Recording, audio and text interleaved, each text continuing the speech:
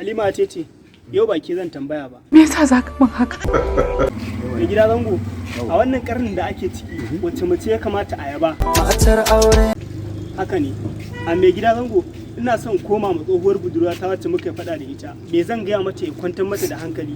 Mun saba da ni da ke kar mu fara ke so daɗi a zuciya ne zama da ke lambun soki zo mu je can mu share ke kin yi mini a rayuwa tilas na yau fada. Haka ne.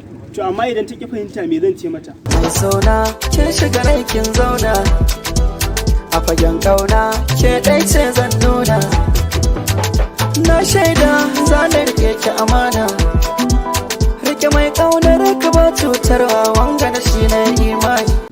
Haka ne, na gode, amma fa tana taurin kai. Me ya kamata in gaya mata na ƙarshe? Ni dai sai da ke aure in dai zanayi duba san ki ya sani ina yin laulayi duk na rikice na zama abin tausayi. Haka ne, na gode. Kai shafa.